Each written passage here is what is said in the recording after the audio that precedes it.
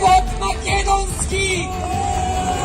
Tako i pozdravam branitelite, ki gledam, veteranite od Kumanovo, od Prile, od Sveti Nikole.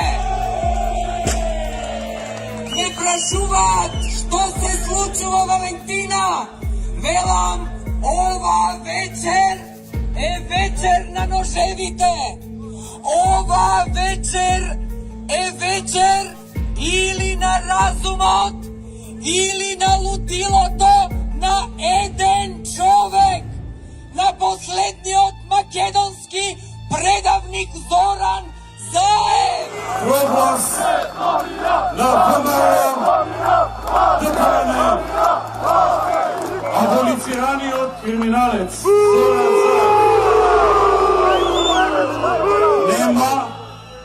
Nema da dozvolime da formira vlada so falsifikovana volja na građanite na Republiku Vrmaro DPMN. Nema da dozvoli funkcioniranje na instituciji so falsifikovana volja na građanite.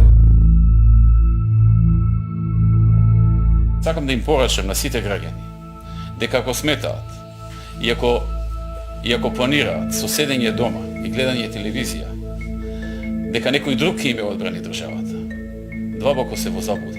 Државата може во ваква ситуација да одбрани само народ. Тоа народот може да го докаже на дело и да покаже поинакво однесување и да покаже дека има и капацитет и волја и моќ да ја брани својата држава.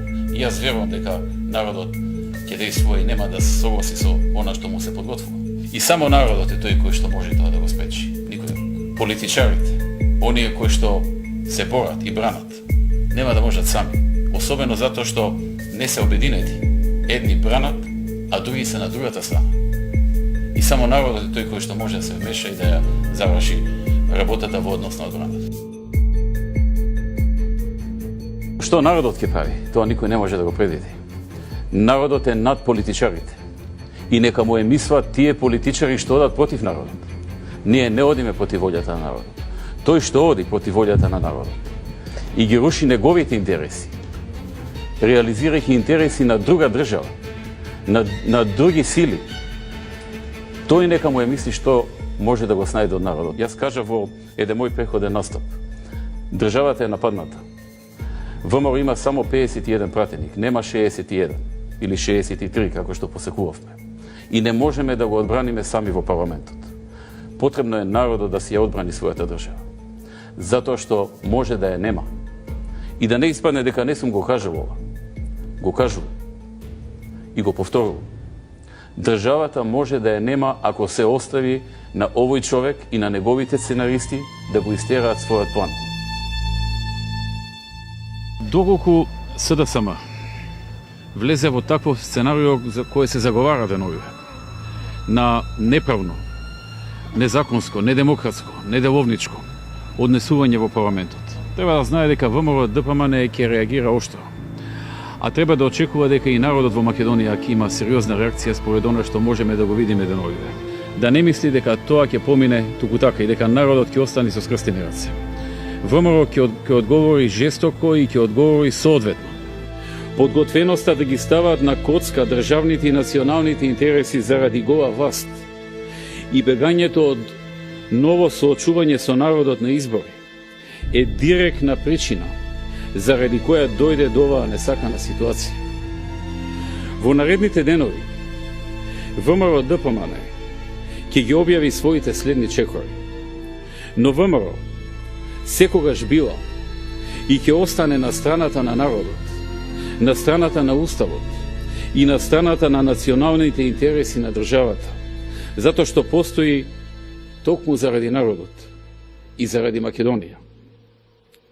Трето, повикувам да се прифати иницијативата на председателот Иванов за средба на партиските водачи со цел изнаоѓање институционално решение по мирен пат, без дополнителни штети за државата и за нејзините граѓани. Само преку диалог може да се излезе од сегашната криза. Се друго води кон хаос и штета на државата.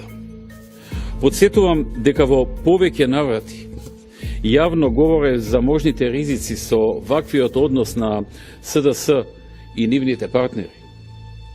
Истовремено ги повикувам сите граѓани на Македонија да не подлегнуваат на провокациите на СДСМ.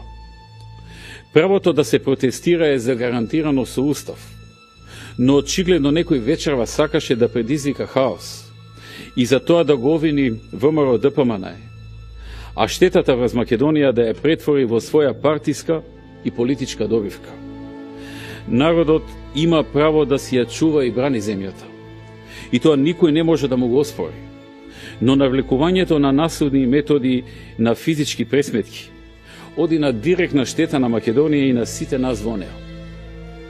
Оние кои го правеле сценариото за денес, очигледно посакувале да имаат насилство со цел истото да ја стави во сенка, да го стави во сенка незаконското, противуставното и против деловничкото бирање на председател на парламентот со класично силување на парламентот и на државата.